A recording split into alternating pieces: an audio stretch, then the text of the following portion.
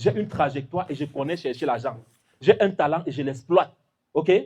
Quand vous voyez les belles vidéos que je fais partout, c'est grâce à mon talent. D'accord? Et que les gens arrêtent d'être frustrés parce qu'on me paye pour ce que je fais. Est-ce que vous comprenez? Si vous avez votre talent, mettez votre talent comment dire? En valeur.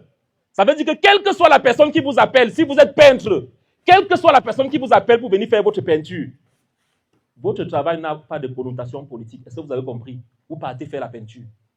Ce n'est pas parce que c'est un ministre qui vous a appelé venir faire la peinture chez vous. Vous ne partez pas parce que vous dites que vous ne soutenez pas le régime. OK? Vous partez faire votre travail.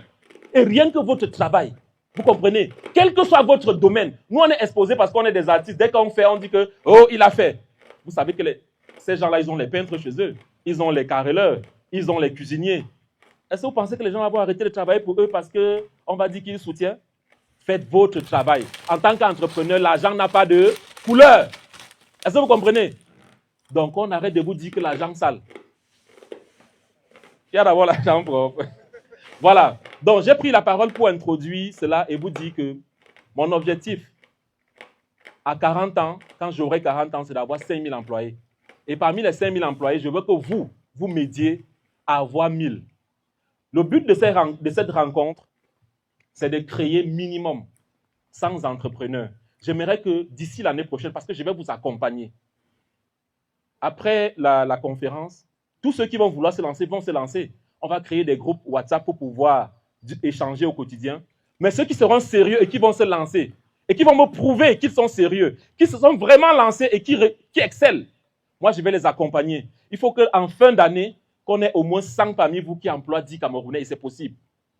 On applaudit très fort. Et si on a 100 parmi vous, si on a 100, actuellement vivons pour avoir un impact. Comme je disais souvent à mes collaborateurs, si moi, je n'ai pas faim, vraiment, ce que j'espérais, mon rêve, c'était mon rêve, dans mes rêves, je ne voyais même pas 500 000 par mois. Dans mes rêves. Parce que quand ton père n'a rien, tu ne te vois pas, tu ne rêves pas grand, ok? Mais maintenant, si je le peu que j'ai, je mange bien, je pouvais dire qu'il m'en fout, non?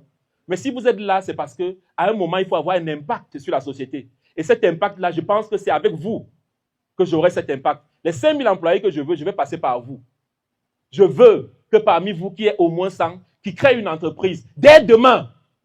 Parce que vous allez apprendre à entreprendre sans argent en partant d'ici. Dès demain, vous créez une entreprise. Vous employez au bout de la fin d'année au moins 10 Camerounais. Avant d'introduire la première personne qui viendra ici, vous parler d'état d'esprit entrepreneurial et comment gérer les finances, j'aimerais vous parler un peu de mon histoire dans l'entrepreneuriat. Beaucoup de gens connaissent simplement Steve Fall, le créateur de contenu, n'est-ce pas? Mais ce que vous devez savoir, c'est que je suis le fruit, ou alors, ce que vous voyez aujourd'hui, c'est le fruit de beaucoup de sacrifices. Mon histoire avec l'entrepreneuriat commence quand je fais la classe de seconde, ou première, je pense, au lycée classique de Marois. Mais avant ça, je suis d'abord un chercheur d'argent. Qui connaît le quartier qu'on appelle Manguier, ici en bas? Voilà. Vous voyez l'hôpital général. À l'époque, l'hôpital gynéco n'existait pas. Vous savez qu'en bas là, il y avait quoi, un marécage. On creusait le sable là-bas. Vous savez ça? Moi, j'ai creusé le sable justement là-bas. J'étais encore tout jeune. Je creusais le sable là-bas parce que le cinéma Abia, à l'époque, pour aller. Mes parents n'ont pas d'argent. J'ai fait comment pour avoir l'argent pour aller au cinéma Abia? Je ne connais pas voler comme les autres. Ce que je faisais, c'est que je creusais le sable. Et parfois, je cassais les cailloux à l'entrée là. Vous voyez l'entrée là? On cassait les cailloux à l'époque. Je cassais les cailloux là. Et parfois, quand je pouvais, je vendais au marché Etoudi. Vous voyez l'eau glacée, non? On achète on achète les grosses blocs de glace comme ça. On met dans un seau. Et après, on met l'eau dans les bouteilles. Donc, c'est ce que je vendais. Et je faisais ça pendant les vacances. C'était mon activité des vacances. Parce que moi, je vivais à l'extrême nord. Et à chaque fois que je venais en vacances, il fallait que j'aie l'argent pour pouvoir rentrer faire le malin. Parce que quand tu es au nord, on t'appelle Garamayo. Ça veut dire les gens qui sont loin du maillot, les sudistes. Et maintenant, en tant que Garamayo, quand tu arrives, tu dois être chaud au lycée. À l'époque, il y avait Douk Saga qui chauffait. Et il fallait être chaud. Donc, cet argent-là, c'est comme ça que je travaillais mon argent. Je n'attendais pas qu'on me donne. À l'époque, j'avais un oncle qui vivait à Bastos. Et ça, c'est la première fois que je vais dire ça parce que lui-même, il ne sait pas. J'allais chez lui. Et chaque matin, il me voyait sortir. Il me dit, tu pars où? Je dis, je m'en vais chez la grand-mère. Et le soir, je reviens. Ce qu'ils ne savaient pas, c'est qu'en réalité, je vendais les beignets soufflés. Vous voyez les beignets qu'on met dans les seaux transparents là. Je partais vendre ça le matin et je rentrais le soir. Je me faisais un bénéfice, je pense, de 500 par jour. Et ça me permettait d'économiser pendant les vacances. Et ça, personne ne savait parce que je cherchais mon argent. Mais je commence vraiment à entreprendre quand je suis au lycée classique de Marois. J'ai quelques difficultés en famille et je me dis, je dois me battre comme un homme pour avoir un peu de jet. OK? Et comme je suis très passionné par l'informatique et tout ce qui est ordinateur et tout, j'avais eu suffisamment d'argent pendant les vacances. J'avais acheté un ordinateur portable, un Pentium 1 à l'époque. Là, on est en 2002 ou 2001.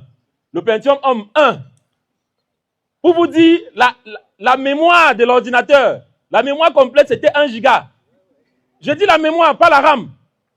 Vous voyez un peu, le ROM, random machin, c'était 1 giga. Ce que je faisais, c'est quoi? C'est que je mettais les sons et je téléchargeais les sons. Les téléphones avec carte mémoire venaient de sortir. Alors, Moto, qui a connu ça? Voilà. Moi, je téléchargeais les sons dans les cartes mémoire. Je partais en N'Djamena acheter les cartes mémoire et je revendais au lycée classique de Marois. Donc, du coup, j'étais un élève businessman. Donc, quand j'ai eu mon bac, je m'en vais au Gabon parce que ma passion, c'était le cinéma. Je vais au Gabon, je fais le cinéma, mais après, je reviens ici, m'inscrire à l'université qu'on appelle Yaoundé 2, soit, on dit souvent soit reçoit, soit de soi, et ça va de soi. Voilà. J'arrive donc à Soi en 2009. Je suis matricule 2009. J'arrive à Soi et pendant ce temps, j'enceinte une fille. Et quand j'enceinte dans la fille, je vous dis non, je vous raconte mon histoire parce que beaucoup de gens ici ne savent pas qui est Steve Pan. J'enceinte la fille, c'est comme ça que on me dit que non, à partir d'aujourd'hui, on ne t'envoie plus rien. Tu dois te battre. En réalité, la partie de Babana, là, c'est un peu loin. Hein. J'ai sauté beaucoup de choses. Parce qu'en cette période, quand j'enceinte la fille, je ne vis pas encore à Soi, je n'ai pas encore pris la chambre. Je vis encore chez les parents à éleveur. Ce que je fais, c'est que je dis, ben, je vais faire comment?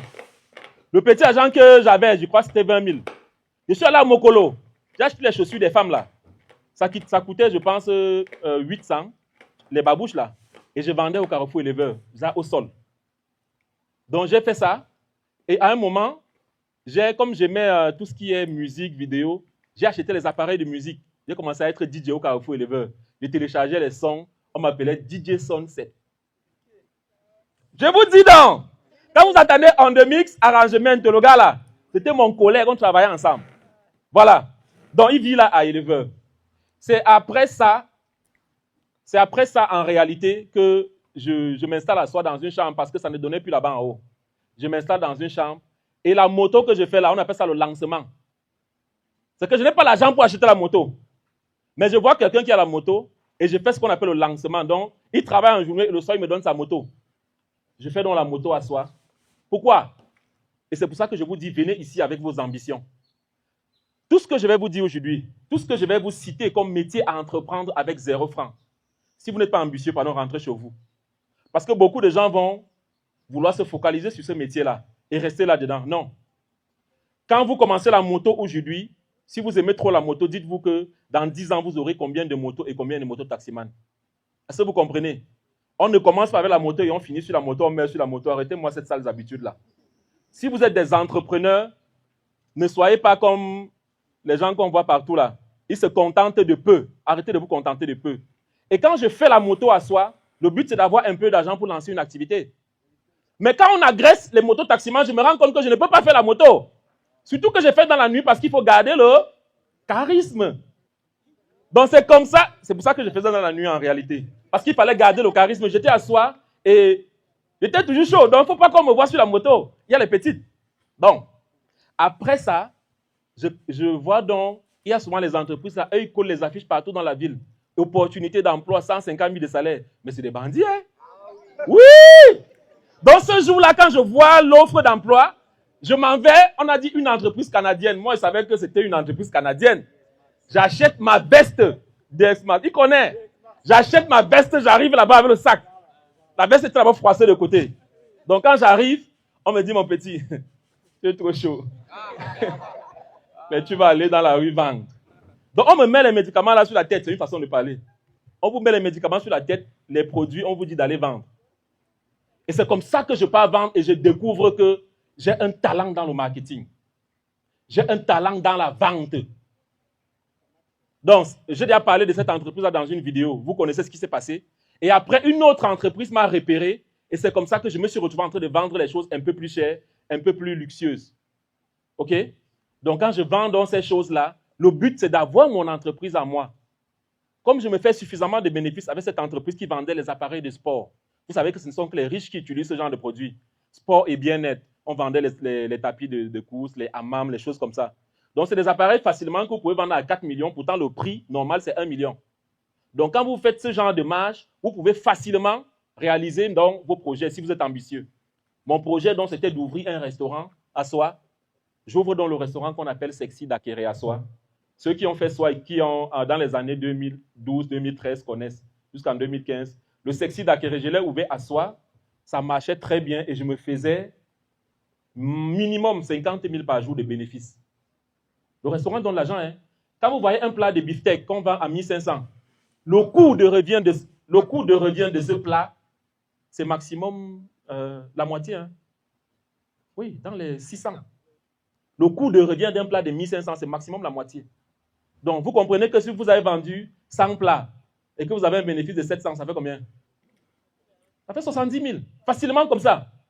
Donc, j'ouvre le restaurant à Soi, ensuite à Waikele, après à Essos, et je suis tranquille. Je commence donc à réaliser les projets immobiliers. Parce qu'en dehors de la Faniente, j'ai d'autres projets que j'ai réalisés avant même de commencer les vidéos, dont je ne parle jamais et dont je n'aimerais jamais parler. Est-ce que vous comprenez? Moi, je parle de la Faniente. Je parle beaucoup de la Faniente, mais j'ai beaucoup d'autres entreprises. Donc, c'est à partir de Soi que je commence à investir dans l'immobilier, les choses durables. OK? Et c'est la mort d'un ami, et j'ai raconté ça dans une vidéo, qui me fait tomber dans le patriotisme et commencer à faire les vidéos. À la base, 3 minutes du peuple, ce n'est pas pour faire rire les gens, c'est pour sensibiliser en gagnant de l'argent. Vous comprenez? Donc, vous voyez ma trajectoire. Je ne me suis pas levé un matin comme les sorciers disent sur les réseaux sociaux. On lui a donné 500 millions pour construire la Faniente en plein cœur de Bastos. Ça, c'est... Qui avait dit ça là? Hein? On lui a donné 50 millions pour aller dans la zone anglophone faire les vidéos. Non.